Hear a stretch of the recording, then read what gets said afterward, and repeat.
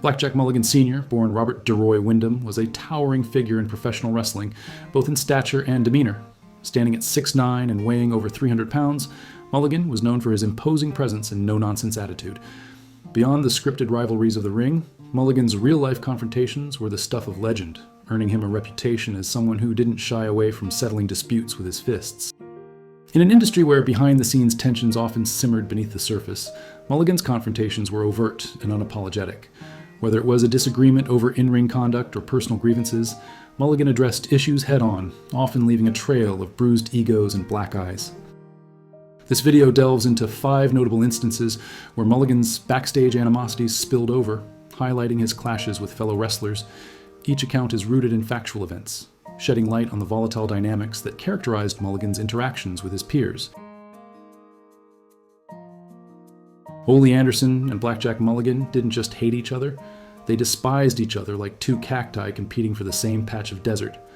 Ole was the original locker room malcontent, the kind of guy who could sour milk just by walking in. He had the charisma of a soggy sock and a personality that screamed, "Don't bother trying to like me." Mulligan? Well, he was a giant who didn't have time for Ole's venomous mouth and petty power plays. Backstage, Ole loved stirring the pot more than a witch in a cauldron. But when he set his sights on Mulligan, talking smack about his place in the company or questioning his toughness, Blackjack had a simple policy: punch first, ask questions later. According to multiple eyewitnesses, including Ric Flair's accounts, Mulligan didn't just slap Ole around. He once knocked him out cold with a single punch during a heated argument. Imagine a 6'9", 300-pound cowboy deciding that your face looked like a good punching bag. That's the kind of respect Ole got.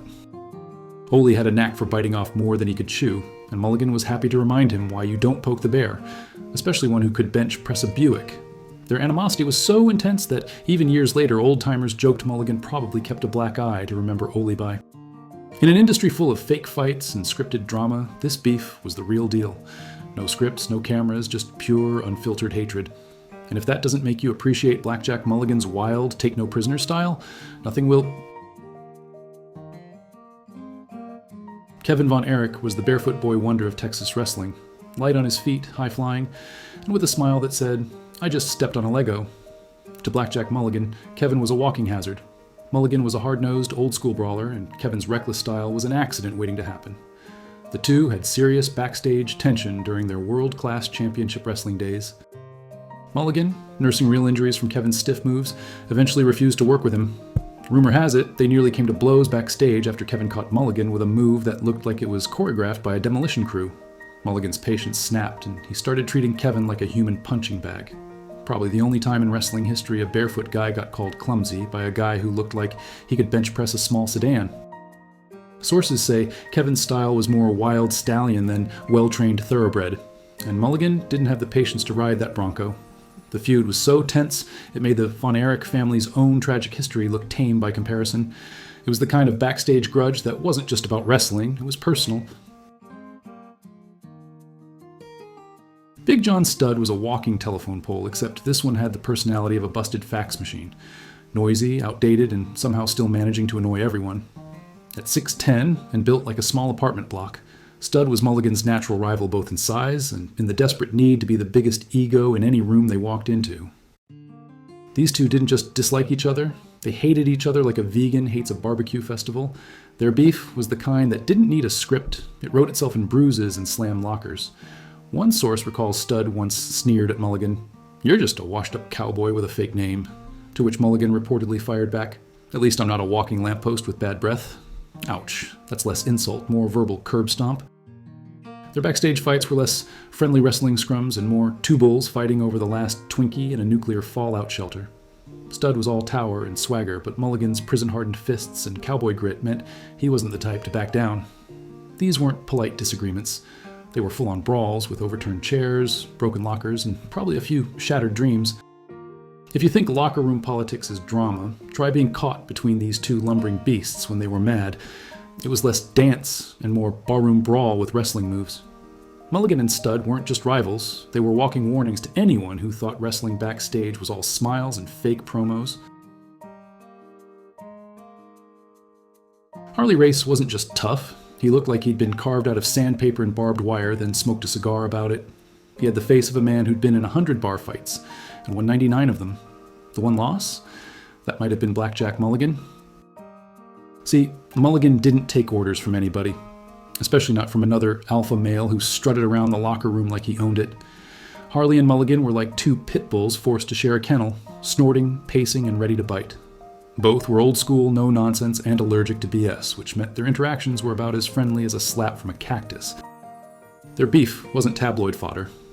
It was whispered about in wrestling halls by veterans who still flinch when they hear the name Harley. One backstage argument allegedly ended with Mulligans squaring up to Race like they were in a western. Harley didn't back down, but he didn't swing either, probably because even Harley knew when a 6'9" ex-con cowboy gets mad enough to take off his boots, you let him. They didn't need to throw hands often. The tension alone could sterilize a room. They locked horns over matches, finishes, locker room hierarchy, and most importantly, pride. Neither man blinked, but everyone else sure as hell did. Their feud was the wrestling version of mutually assured destruction. Neither man wanted to fire the first shot, but both carried enough heat to end it instantly. And in Mulligan's world, if you weren't useful or respectful, you were disposable, even if your name was Harley freaking Race. Andre the Giant was a walking landmark. You didn't meet Andre. You experienced him like a flood or a blackout. He was big, slow-moving, and if he didn't like you, absolutely unstoppable. So, naturally, Blackjack Mulligan, a man who considered calm discussion a coward's retreat, didn't back down. Let's be clear. This wasn't some Andre wouldn't shake my hand beef. No, this was full-on, nuclear-level hatred, ending with Mulligan getting launched through a glass door. Not figuratively, literally. According to several wrestlers, including Mulligan himself, Andre grabbed him and hurled his 300-plus-pound cowboy frame through a closed, reinforced glass panel. Imagine being so mad you throw a human battleship through a damn wall. What set it off? Classic wrestler tension. Andre didn't respect Mulligan, and Mulligan wasn't about to kiss the boots of a man who needed custom boots the size of kiddie pools. Blackjack thought Andre was arrogant and dismissive. Andre thought Mulligan was all mouth and mustache. Eventually, that friction turned into demolition. The aftermath? Silence. Nobody broke them up. Because, really, who's going to step between a giant drunk French bear and a Texan with a criminal record and two clenched fists? That's not a fight. That's a death wish in surround sound. Mulligan may have lost that round, and possibly a rib, but he never apologized. He told the story with pride, like it was just another bar fight, the kind where instead of a bar stool, someone uses a building. Wrestling's full of pretend feuds. This wasn't one of them. It was two forces of nature in cowboy boots and singlets, smashing glass, pride, and possibly OSHA laws. Blackjack Mulligan didn't fake heat, he cooked it. These weren't just grudges, they were bar fights wrapped in spandex. In a world of scripted drama, Mulligan's hate was horrifyingly real, and hilarious in hindsight. If wrestling was war, Blackjack brought a horseshoe, a prison record, and zero patience. Liked the chaos? Smash that like button like Andre smashed a Texan through glass. Subscribe for more real-life wrestling feuds, unfiltered legends, and stories that hit harder than a Mulligan right hook. Thanks for watching.